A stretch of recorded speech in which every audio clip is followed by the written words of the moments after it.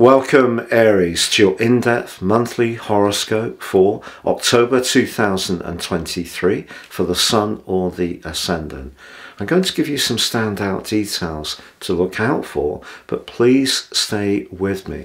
I will explore in much greater depth all the ins and outs, particularly relevant to your sign. Now there's a scintillating link between your ruler Mars and the rather seductive energies of Venus in week 1. So can't wait to share that with you. But rather paradoxically, Mars is in a very testing right angle to the planet of power from the 3rd through to the 12th. So that will need to be unpacked. We also have Mars on the 12th moving its way into the other zodiac sign that it governs beyond yours, the sign of Scorpio. This is very much about deep desires. How will this impact on you? The 14th sees the first of a new eclipse series in the sign of Libra. Very much about relationships, but I feel it will be shared values that are going to be important right from now through the first quarter of 2024. And then on the 28th we have a lunar eclipse, the last of a series between the signs of Taurus and Scorpio, which has been shaping and shaking up our financial environment over the last year and a half. So much to share with you. Please stay with me for more. I'd just like to share a very exciting opportunity with you. If you order your year 2024 personal horoscope forecast now, based on your personal birth data, I'll prepare for you the rest of year 2023 free of charge. Plus, in my special 30% off package, you can get your character analysis report, your life roadmap. This will give you searing insights into the patterns that have played out in your life so far, but give you a much more intimate understanding of how to make the most of these. Please see beneath this video for more. And finally, if you've yet to watch your year 2024 zodiac forecast, please see the link below where you can do so for free. So Aries, as you make your way into October, relationship matters are very much to the fore. This could be in a romantic context, but we interact and relate in all sorts of ways, with colleagues, with neighbours, with friends, and even with family members. And what Mars has been doing, your ruling planet, and will continue to do through to the 12th of this month, is encourage you to set your boundaries. And that can be a very positive thing to do. But Venus, the planet of allure, and also the planet of glamour in the sign of Leo, has since June the 5th given you an opportunity to mix and mingle and get a much greater understanding of what you do want from your social situation, but also from expressing your talents, and also from that more intimate romantic viewpoint. So I feel that with Venus and Mars in such a positive angle, a sextile in the first week, it could be a moment of breakthrough or celebration. But equally, you could be on the cusp of getting a much more realistic understanding of where a relationship is, particularly if it's one that's developed relatively recently. And part of the reason for this, Aries, is that on the 3rd, Black Moon Lilith leaves a 9-month occupation in the sign of Leo, which is broadly very good for you, but moves into the much more precise and sometimes a little picky sign of Virgo. Now it's going to be joined by Venus on the 9th, and then Venus goes into a direct opposition with the rather strict energies of Saturn, and that becomes exact on the 10th.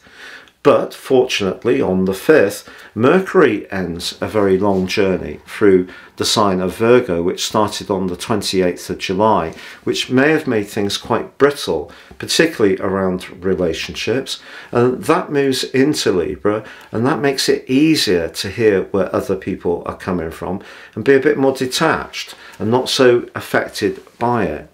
It's just, Aries, that from the 3rd through to the 12th, Mars is in a very tense right angle with Pluto, the planet of power, and this does become exact on the 9th. So if there is a relationship which is not working so well, I think you're going to know around the 9th or the 10th exactly where the level of tension is and perhaps what your responses need to be, and that may mean really thinking very seriously about whether you do want someone in your situation or not.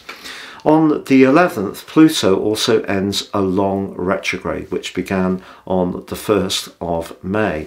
If there has been a lot of thinking and perhaps not a great amount of certainty in terms of your professional situation, if you recall, Pluto went back into the sign of Capricorn on the 11th of June. So since then till now, if things have felt fairly fluid, I think Pluto going direct really will be very helpful to you. But in week 2, the Sun is joined by Mercury in the sign of Libra. And we actually have on the 20th a cazimi.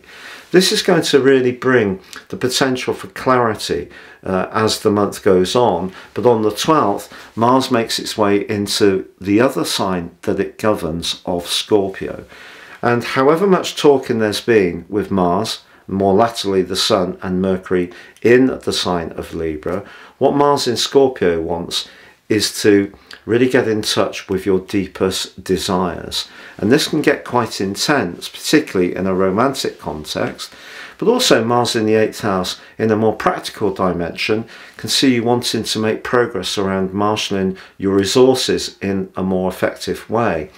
Anything linked to things that you've accumulated over time, Saturn in the 12th house, such as savings and pensions, this would be a good time with Mars's help to have a look and see how well things are developing. So a little bit of an audit will definitely be beneficial. But on the 14th, there's that exciting solar eclipse in your opposite sign.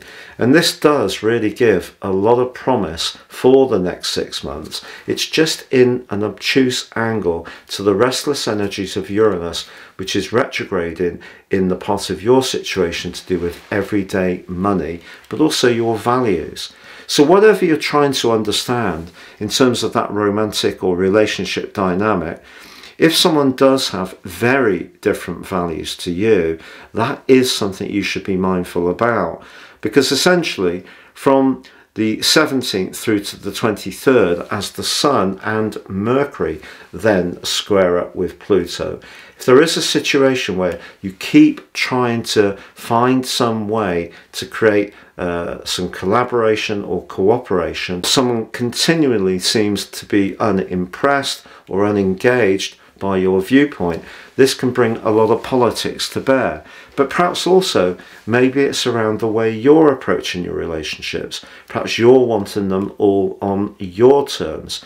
The 22nd sees Mercury move into the sign of Scorpio. But of course, just before that, we do have that cazimi. So I feel there's going to be a very important conversation around about the start of week 3, which will give you more clarity. Because with Mercury in the sign of Scorpio, it's not what's said that's important, it's what's really meant. So your ability to dive into the true meaning, the subtext of what's being expressed, is definitely going to be enhanced in quite a major way from the 22nd onwards. The 23rd also sees the Sun move to join up with Mercury and Mars in the sign of Scorpio.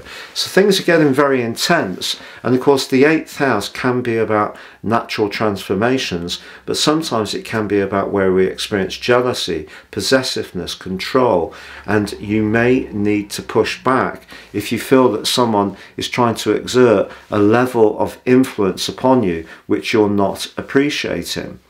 Also, there is, from the 24th to the 27th, a very positive link between the Sun and Saturn. So some of the things that maybe you do find a little bit challenging could also be the things that bring some kind of stability to your world. But there is an opposition between Mercury and Jupiter, which becomes exact on the 29th, which could give you some marvellous new ideas around your resources or around a business situation that really excites you. And in fact, Mercury and Mars come together in an exact alliance on the 29th. So if you wanted to do a business proposal, impress someone, if you were looking to raise finance, such as an angel, an investor, or even a bank, that would be a very positive time to put your case forwards. Which brings us to the lunar eclipse, which occurs on the 28th. This completes the series in the signs of Taurus and Scorpio, and I think it's going to be something that you're going to really appreciate, because for all of us collectively, of course, it has been quite challenging, but because you do have Mercury and Jupiter in an opposition, there may be an angle or an opportunity that you see that other people don't, and your ability to think outside the box, but also find the drive, the sheer determination to take your ideas forwards, is definitely going to be very strong as this month draws to a close.